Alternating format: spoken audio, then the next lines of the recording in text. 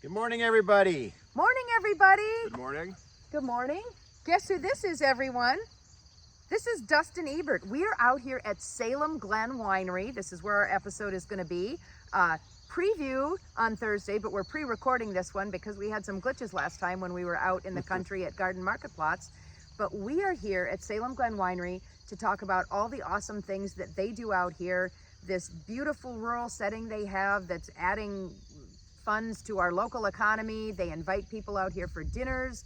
They do hostings, wine tastings, and they've just got a really, really beautiful place here. But what's going on this weekend is they are going to start their harvest. And we've got Dustin. I forgot to say, where are we, Tom? We're you already said where we were.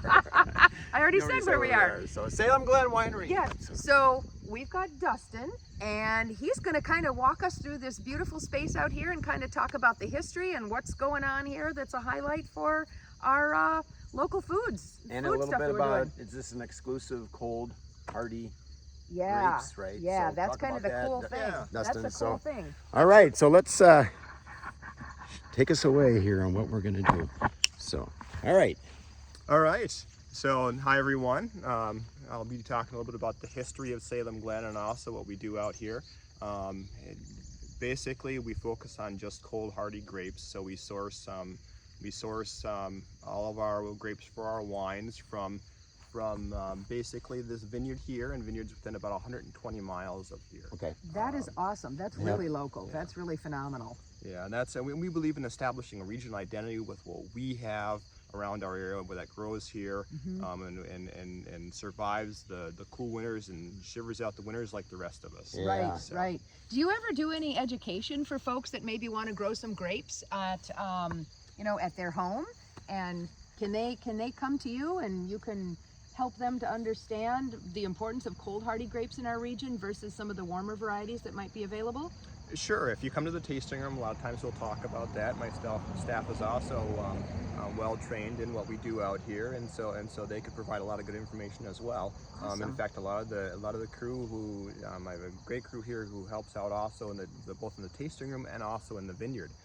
So in fact, some are coming out later on today, and we're going to be putting some additional bird netting on to keep the bird netting to keep the animals out of the vineyard. Great, yeah. Should we, why don't you walk through and show us some of this bird netting? We'd love to see some of these grapes too. Sure. Can we eat one? You certainly can. Oh, by all nice. means. They're a little bit tart yet. This is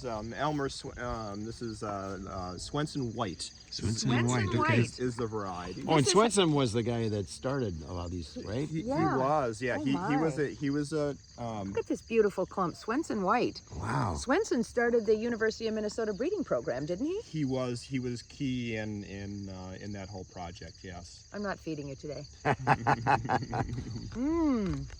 So Oh my gosh. They're a little bit underripe yet, but they'll be getting there in a few weeks. They're still nice sweetness right now. So these won't be harvested this weekend. No. This variety is more of a juice and jelly grape. Okay. It's not one of the ones we use for wine. Or what they call like a table grape, or is that? Well, I've heard that term, and I didn't know if that... more juice and jelly because it is seeded. As you get, it's a little bit crunchy Yeah. there. You got that? Yeah. So it's so it's more juice and jelly than it is a table grape. Okay. So typically, when they're breeding for grapes, they're looking for depending on what they're going for, they're going for table grape, juice, jelly, or a wine grape, and they're all different characteristics for each one. Okay. So yeah. So how old is this row of vines? And then when did this particular grape variety come into cultivation for folks to purchase and grow? This is, and I don't recall, this one is Sorry to throw you on the spot there. Well, no, that's okay. We're all about the facts here at the Tom and Kelly Show. She's asking tough questions here today. So I believe this one is probably about the 80s, I would say. So it was one of the a little bit earlier ones that Elmer Swenson released. So because they're still releasing new ones. Yeah, I mean, Itasca, Frontenac, Marquette, the Crescent, University of Minnesota, right? All did all those. Exactly right. And then also you have other great breeders in the area, like Tom Flocker, who is also making some wonderful wine grapes, and he's up in Hugo, Minnesota, I believe. Oh, cool. So, Okay, further that's north. awesome. yeah. Okay. So we have a lot of new grapes for wine that are being introduced every few years. Yeah. So there's a lot of evolution as far as the industry. So. Yeah. Nice, wonderful. And when did you plant this row here? How old are these? This vines? is about 2006, I believe. Got it. It's So- quite a while. So some of these, you know, they're pretty good sized trunks. You can kind of see here. Kelly's got the camera. So yeah, Yep. those look good. And then you've had some dieback or prunings done. That's right, and you can see that. And once in a while, if we have disease or a cold issue, we may need to prune them back down to the ground and then let them come up again. Okay. And so that's what probably happened here. We had that might have been from the 19. You got to do a lot of tending, right? So, Got it. So Yeah, so it then is. this vine is just growing since 2019 then. So it's only 4 years old and we've got some nice production happening. Right, even though the root system is older than that. Right. And that's what really helps the plant to come back is that root system. Yes. Yes. Yep. Okay, awesome. Where are we going next, Dustin? So we'll head right down here. Basically, we call them blocks, and they go around the property. And it's 6 blocks here, and each block has a different variety, or the row is a different variety in the block. Okay. Does that help with, well, these are hybrids. Does that help with pollination and forming fruit like corn? Corn isn't grown in long rows, it's grown in blocks too. You get better pollination through wind, because corn is a wind pollinated plant, when you grow it in blocks or chunks versus a long skinny row. Is the same thing true with grapes? It can be for certain grapes. Most grapes basically are, you know, self-fertile, so that's not generally an issue. Okay. There are some varieties that aren't. This, in fact, we happen to be standing next to. Well, this isn't. This is one that's used to pollinate another that isn't. Got it. Oh, okay. They're like Yeah. alderman plum. Yes, Okay. exactly right. So this is lacrosse, and we use that sometimes to pollinate Saint Pepin, Oh, okay. which needs a good close. Get some red grapes Got it, here. okay. So Nice. Yeah, and so we get a different idea of, you know, each grape looks a little bit different. You kind of see based on the leaves and the grapes and the size of the grapes. So they don't really look like table grapes. A Yeah. lot of the wine grapes are a little bit smaller, and again, they're seeded. This happens to be St. Croix is this variety. St. Croix. Okay. Okay. So, Wow. Nice. Got a lot of varieties Do you here. use St. Croix to make some of your wines We here? do. We Okay. We make a dry red with St. Croix. In fact, we just received a shipment of grapes of St. Croix on Monday, and we processed our first batch for the year, and so that's will be the yeast has been added, Yep. and so that'll be starting to ferment pretty heavily here pretty soon, and that ferment will be done in about a week or two. Got it. So there's not Awesome. enough yeast on the surface of these already, our native yeast that are just floating around in the air to be able to produce wine? There is, but you're not sure what type of yeast you're going to get. Got it. So And the result right, of the wine is could vary unknown, from. right. Got right. it. So Okay. I'm a home brewer too. So Yes. I know I don't usually do Brettanomyces, the wild yeast and stuff like that, because you just Yeah. don't know what's coming in. No. Now there are places in Europe Yeah. that do, you know, not as much in this area, Yeah. but in Europe and some of those other areas, the background yeast Yeah. is consistent. So they know what they're going to get. Yeah. Here Got we it. don't know because it's the newer areas. Again, back Yeah. to where we're kind of in the infancy as far as the winemaking and Yeah. grape Sure, growing in the region. sure. So there's, you know, those background yeast haven't been established yet. Right. We It's have a pretty predominant awesome. yeast. It's Okay, pretty. neat. To me, it's awesome that they do that, right? So, Yeah. and I think there's certain things like elderberry, right, or some of those flowers have plenty of yeast in them to do that. But yeah, controlling it with your own brewer's Right. yeast or wine yeast Right. Yeah, you need to be gives you that consistency. right. You Yeah. need to try to be consistent in the winemaking process. Yeah. So guests know, you know, what they're going to get each time, or at least be close to. Right. What Some they people like remember. consistency. Some Kelly. people do. Yeah, I like consistency. On certain things. So which Okay. block is this, Dustin? This would be block 5 over here, and we have a couple varieties. The first is a Tom Flocker variety. This is Petite Pearl. Okay. Okay. And that makes a dry red and also a rosé. At least that's what we turn it into. Okay. So based on the grape, we choose stylistically what we want to do with it in the winemaking process. So Wow. Got it. Okay. This looks like it's a sparsely leaved variety versus the one that's next to it. This has really heavy leaf production. Certain varieties are more vigorous than others, Okay. but this is also a younger vine. Younger so vine, that's one of okay. the aspects Got here. it. This is their 4th year, I believe. 4th year. Okay. So 5th year, they're going to be a lot more vigorous. It usually takes about 3 years to really start getting to the point where you can harvest and 4 use to it. 5. 4 to 5 years. Then, Well, I guess I'm probably thinking more like southern climates, right, where it's maybe a little quicker. But the variety may be different too. too. Each variety is a little bit like Petit Pearl takes about a year longer to establish, I would say. Then so does Itasca. Yep. So some of the other varieties are more vigorous, and you could get up to speed quicker. Yep. So, So is this going to be a harvest area, or is this this will be on Saturday? Yeah, Okay. so we'll be harvesting on this Saturday and then 2 other weekends during September. So if you're interested in participating, just send a message to info@salemglenvineyard.com, and we could include you on the list and let you know the details there. That's really great to include the community and just come out here and they can learn and they can help out. Many hands make light work, and it's a great experience. Yeah. Typically we talk about the ripening and and also the winemaking process, and so it's a great just a general experience, just being out in the vineyard and learning where the wines come from, and then also about the process itself. So we do it about for 2-3 hours. We pick, and then we do wine and appetizers afterwards. So fun, nice. What time does it start on Saturday the 2nd?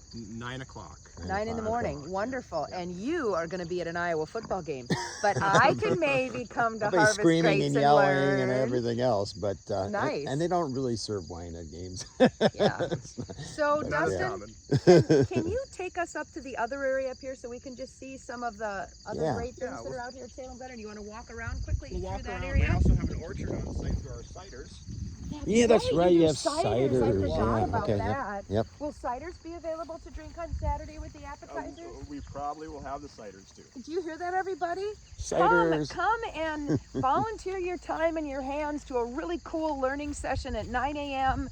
And wow, you get appetizers and wine and perhaps a beautiful cider setting. in this incredible rural setting just outside of Rochester. So if you're looking for something to do Saturday morning, I can't do it the 9th because I'm up in Fargo teaching seed saving classes. Yes. In Fargo, Minnesota. So Fargo, North Dakota, Moorhead, that area. So this would be my opportunity to do it Saturday. Here's an orchard here. So Are these chestnut crabs? They are not. This is Virginia. Okay, got it. So these 2 are Virginia crab. Nice tannins. Typically we're working with the heirloom type apples. Nice. Okay. Just to get different expression out of the cider. A lot of the modern dessert apples just don't provide the interest for the specialty ciders, and so we focus on. We have a lot of different varieties that have been lost in time and found again, and that's some of what we have planted here. Cool. And a different yeast is used for ciders versus wines, or none at all. A lot, or not. A lot of the same yeast. Okay. You could choose. It's I mean, basically a cider is a wine. It's just it's slightly different as far as process. Your alcohol is a little bit lower than your wines. Oftentimes they're a little bit fizzy. So that's otherwise they're basically a wine. Yep. So when do apples turn to vinegar? You know, what can you share about that? If somebody was going to try this at home, how would they make vinegar? I don't do vinegar, so I'm not the best one to talk about that process. Yeah? I was wondering if maybe your cider went bad, it would go to vinegar. Right. Typically, I know nothing about this. This is really cool that I'm learning here too. Yeah, typically we try to avoid that, and unfortunately we haven't had wine that has been that has. Bad news is we don't have cider today, but we do have vinegar. Tasty. So what is this guy here? This is he's a handsome little tree. Prairie Spy. Oh, that is a classic. Another U of M introduction. Yeah. Nice. Nice. So, depending on some of the apples here we have are more geared towards the table apples or the baking apples, or the fresh eating. And this is one of those. We probably won't use this one in our ciders as much. Maybe some pies or something like But that. we have a good mix Tarts. of, we have some other apple trees mixed in. Yep. That guy over there. That's a Cortland, again, the Cortland, same. Yep. However, we have a Wixon crab there. Oh, neat. Okay. This is a So kernel, I believe. nice. So I do heirloom apples myself, but I do espalier. Yes. So That would I be fun. I know. I really love that. You I need a show on that. Yes, That would yes. be neat. I've ordered 4 more, and I'm actually going to create some fencing in my potager to frame the walkways with espalier. And You need to very visit- excited you need to about visit adding her potager, adding yeah. some more this spring, because they're on order already. It's getting so, to be pretty yeah. awesome. Yep. Nice. So you've got a row of those little crabbies here. Yep. And then we got some more grapes up here, We've got right? some more grapes up here. Ooh, what apple tree is that? He's got a lovely habit. That is, it's a very nice tree. That's, I'm putting you on the spot, Dustin. That's frostbite. Oh, interesting. That's a newer tree. Yeah. It is a newer tree. It's a good eating apple, but it's also a good cider apple. And that's a U of M. I believe it was a parent of What is that one? the most popular Honeycrisp? one. Honeycrisp. Honeycrisp. Thank Okay. you. Yeah. Yeah. That would always Yeah, be my so first guess. So that's They're the sweet that sixteen is the tango Honeycrisp and- family. Yeah, Got it. yeah. Okay. Yes. Yep. And is this an apricot or a peach here? That is a peach. Is this contender? It is not contender. It was just introduced just not too long ago. But it's Freestone. Oh, nice. So I'm Okay. anxious to see how that does. Yeah. Good. The contenders do really, really well here. Yep. They are a really high producing tree. And this is a newer variety. Even newer than contender. Cool. Nice. Fun. I'm anxious to see what that does. Yeah. More apples. Ah. We have some unnetted here. We'll be netting these this afternoon. But Okay. this is Frontenac Gris. Oh, Frontenac Gris, okay. Gris, that's French, Gris for white. White, yeah. Versus what? A blanc. A blanc is also Blanc, white, yeah, right? yeah. Yeah. I don't speak French at all. None. Zero. Parlez-vous français? No. Nine. No. Nine. Latin. I can speak Latin almost. Yeah, so this was another release from the University of Minnesota. It was a natural field mutation. So. Oh, cool. Oh, really? Yeah, one time there was a variety called Frontenac that is also introduced by the U. Yep. Yep. Well, someone was going down a field row one time and they noticed a slightly grayish red berry. Uh-huh. And that was just a natural field mutation of the Frontenac variety. And Wow. so, it's actually Frontenac is fairly prone to mutate, the Oh, sure, it's just mutations. sporting. Frontenac Yeah, Gris, yeah. Muir, there's a There are several, yeah. Yeah. Yeah. in Blanc, right? Frontenac. So Blanc. I know mutation as like genetic sport. Right. Is that what you would also consider this, But or is it slightly different? That's probably the same. I would Okay. have, I mean, Yeah. Okay. yeah. Cool. So then they took that one grape then and grew it out, Yep. and then And start propagating Awesome. it, and then Nice. it makes a white wine instead of a red wine. nice. Yep. Cool. Is it a true white, or is it like slightly blushy? It's for the most part white. Some folks do get a slight blush to it. I would think but we the don't. skin of the grape would add a pinkiness It to it. doesn't But seem to for us. You may get a hint, but a lot of times it filters out or it's gone by the time you bottle it. got it. Cool. Perfect. Huh? A lot of varieties here. And you don't blend with like non-cold hardy grapes, right? No, we don't. Yeah. So you're totally cold hardy grapes. Wow, this is like either grown here or somewhere else this in is Minnesota. really sustainable agriculture here. Yeah. You are doing everything you can in this climate to create a product that is really sustainable. So how does that cut down on your inputs for pest management and things by using cold hardy grapes versus trying to do something other than, really staying with, I want to say a native, like native plants, cold hardy grapes. Sure. Yeah. Yeah, certainly certain pests are reduced, certainly Phloxera, because a lot of these are based on the American variety, so they're going to be resilient to that type of pest. But yeah, it's just easier in general, I would say. Nice. Yeah. Cool. Good. So why aren't you using the local grapes that just kind of grow wild here, like I have over my chicken coop? These Sure. beautiful blacky blue gray clusters that are here, and the chickens can't jump up 6 feet to reach them, and Right, for a couple reasons. One, they're typically very high in acid, and so if you make a wine from them, it's going to be very tart, or you're going to have add a lot of sugar to make them palatable. So and good so for they're jams and killer jellies, jelly. but Makes killer jelly. so it's the acid kind of they're trying to kind of breed out of this a little bit, right, over time with the new varieties and stuff, a little bit, make it less acidic. Yeah, less acidic. So typically when you're looking at wine grapes, you're looking at disease resistance. Some of what you were talking about earlier is these are bred so that you don't have as much molds and mildews and whatever else. Sure. And so that way you don't have to deal with that in any bad way necessarily, right? Yeah.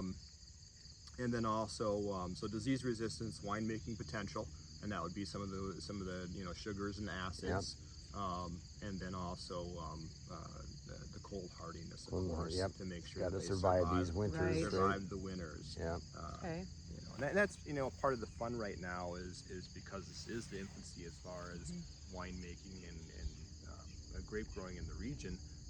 Other people haven't done it before. It's not like going to California and starting a winery where you're working with stuff that everyone's done before. Yeah, brought over from Europe or something. They're just finding the nice terrain or locations for those grapes, right? That come from Europe. So here we're working with new varieties, and we don't know what we're going to get. And some of the wines we make here, other people never made that style with that grape before. So you get to do things like that, which is just interesting. That is exciting. And that's what makes makes it exciting to come here and try some of these different wines that you guys have created and things. So Dustin, where are you going to take us to finish up this little episode here? We'll head to the tasting room. All right. Okay. Tasting room. Oh my gosh. This is a really special episode here, guys. We love doing these field trips to really bring you some cool stuff that can, give you a place to visit so you can learn, interact with just some locals that are doing some neat things here.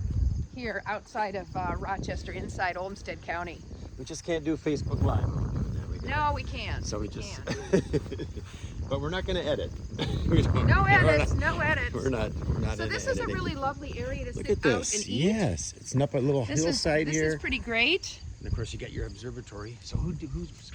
Is that something you or your dad got into? I was into it before I started the winery. Oh, really? I've been working on it, but the wine comes first. So it's been a long time. It's kind of a nice little. We have a great oak savanna out here, and that's it's outstanding. I love these it's oak really lovely out savannas that here. are just on top of little crests like this. Yeah. All right, let's go into the wine tasting room. But Kelly, I don't know if you've ever been on a show where we've consumed alcohol before. I don't think we're consuming. He's just going to show us wine. He's just going to show it to us, yes. Yeah. So Tom, no alcohol for you. Just going to show us a tasting. This is open here. Okay.